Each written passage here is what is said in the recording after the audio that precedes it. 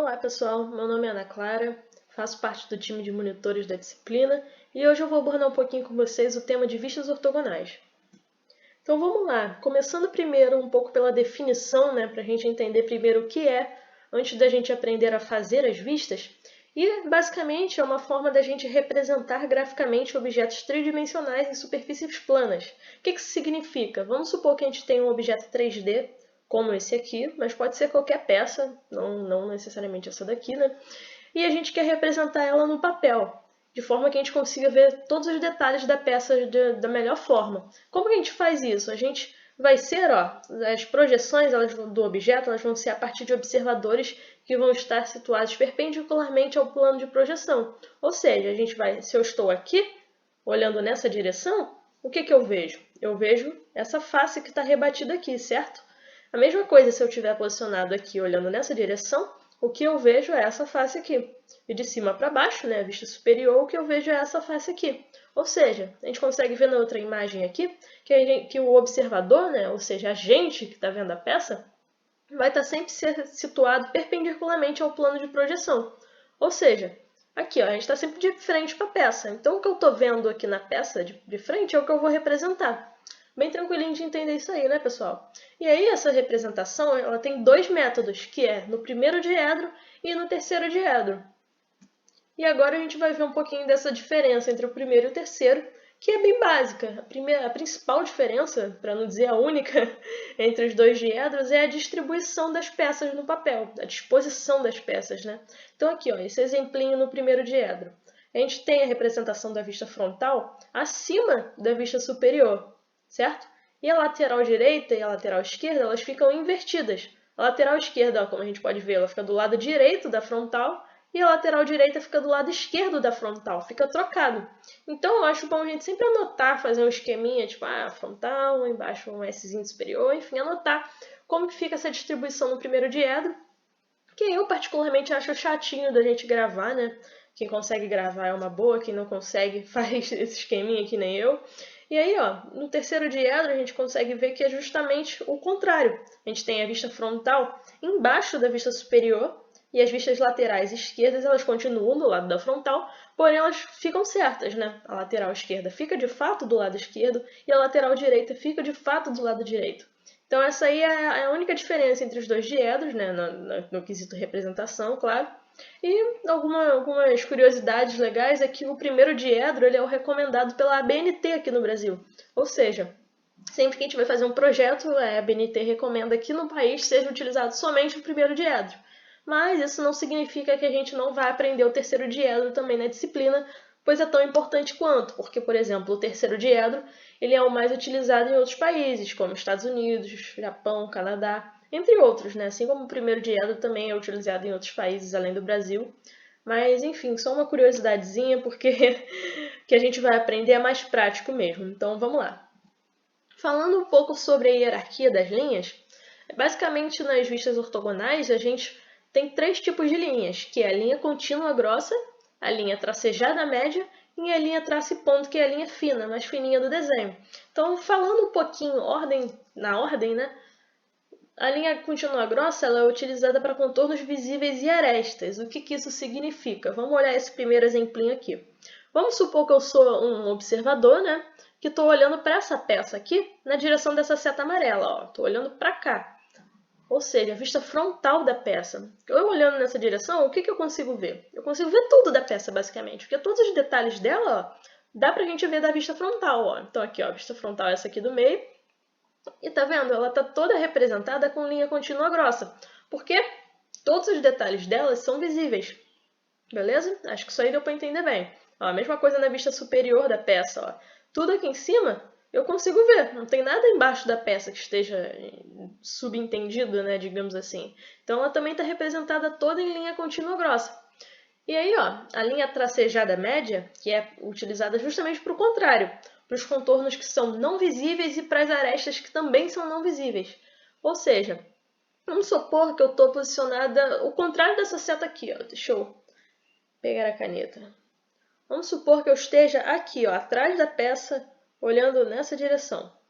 Beleza? Olhando por trás da peça. O que eu vejo? Eu vejo basicamente... Deixa eu voltar para o laser. Fica melhor de ver. Eu vejo basicamente um quadrado, né? Um retângulo nesse caso aqui, porque atrás da peça, ó, a gente não tem detalhe nenhum. Mas isso não significa que a gente não vai representar os detalhes que estão desse lado. Apesar da gente olhando nessa direção aqui, a gente não ver esses detalhes, a gente sabe que eles estão ali. Então a gente representa eles com a linha tracejada média, meio que para dizer, olha, tem esses detalhes aqui da peça que eu não estou vendo, mas eles estão ali, certo?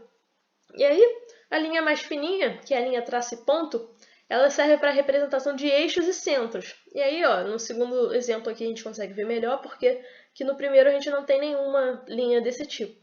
Mas enfim, a gente consegue ver aqui nessa peça, ó, que ela tem esse formato circular, esse detalhe circular aqui, e tem também um furo no formato de círculo.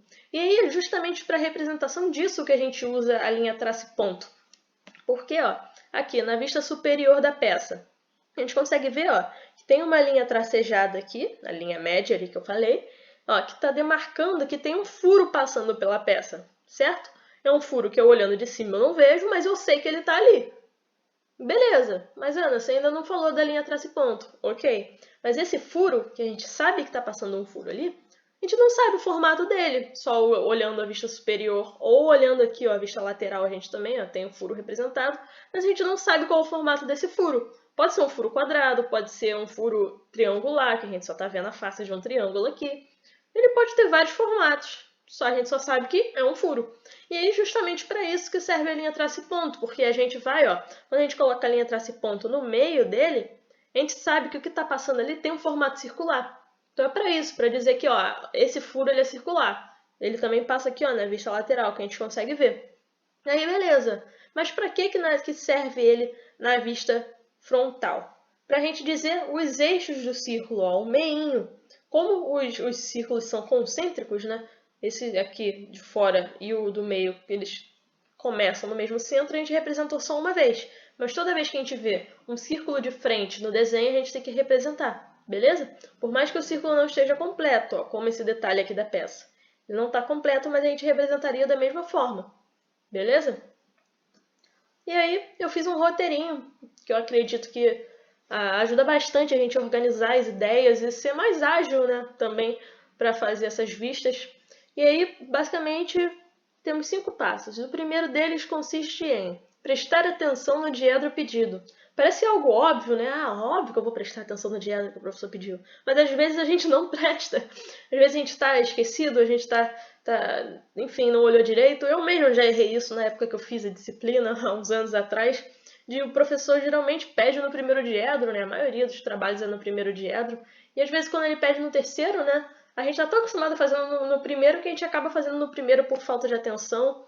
E aí tem que fazer tudo de novo, isso aí toma tempo, é chato. Mesmo vocês estando no EAD, tempo também é ruim de se desperdiçar, né? Porque no presencial a gente fica fazendo em sala, tem um horário de aula para fazer só. Apesar de vocês terem um horário bem mais extenso, também é chato perder esse tempo. Então, assim, prestar sempre atenção no diário pedido para poder não acontecer esses errinhos aí. E aí, beleza. O segundo é escolher bem a vista mais representativa. E qual vista é a mais representativa? É a frontal. Mas a gente tem que escolher qual vista a gente vai escolher como frontal, beleza? E aí, ó, vou pegar aqui minha caneta. Vamos tomar como exemplo essa peça aqui. Se eu posso escolher como frontal, eu poderia estar olhando daqui, ou poderia estar olhando daqui. E qual lado que eu vou tomar como vista frontal? E aí é bom que a gente lembre, a vista frontal ela é a vista que tem que dizer mais detalhes da peça. É aquela vista que a gente olha e pensa, caraca, esse aqui consegue mostrar melhor a volumetria desse objeto. Ele tem mais detalhes, a gente consegue ver mais coisa. Claro que a gente não consegue ver todos os detalhes da peça, por isso que a gente tem as outras vistas, mas é a vista que mais diz coisas sobre essa peça, digamos assim. E aí, com base nisso, qual das duas a gente escolheria nesse caso? A gente escolheria ó, essa aqui. Por quê? A gente olhando nessa direção, ó, a gente consegue ver esse formato circular aqui da peça, consegue ver esse furo, consegue ver esse detalhe aqui. Coisa que a gente não consegue ver ó, nessa outra vista aqui. A gente não nos diz muita coisa sobre a peça, a gente olhar naquela direção, certo? Assim como em qualquer outra direção também não é chamativo pra gente, beleza? E aí a gente vai tomar esse argumento como base para escolher a vista frontal de qualquer peça. E aí, beleza. Escolhendo a vista frontal, a gente passa pro terceiro passo, perdão, que é esboçar as principais vistas. Isso aí eu acho bem legal porque evita a gente fazer meio que uma bagunça no papel definitivo da peça, né? Porque, por exemplo, eu vou representar essa peça aqui, eu faço lá um esqueminha, vamos supor que seja no primeiro diedro. Eu faço aqui, aqui vai ficar minha vista frontal, e aí desenho como a mão livre mesmo, sabe? Sem num rascunhozinho, sem régua, sem nada. E aí a gente representa como que a gente acha que vai ficar essa vista frontal. Aqui embaixo fica superior, representa como que acha que fica superior. Aqui a lateral esquerda. E assim vai, pra gente ter uma ideia de como vai ficar a volumetria daquela peça ali nas vistas, certo? Deixa eu só deixar aqui, ó, frontal, superior e lateral esquerda. Esse F aqui ficou bem ruim, né? Mas enfim. E aí pra gente saber mais ou menos como que fica aquilo ali antes da gente representar de fato no papel. Porque senão na hora que a gente for fazer no papel definitivo, a gente vai ficar... A gente, além de ter que representar certinho, evitando apagar, né, para poder o papel não ficar tudo manchado, a gente ainda tem que pensar nessa volumetria. Então isso aí é bem produtivo da gente fazer, digamos assim.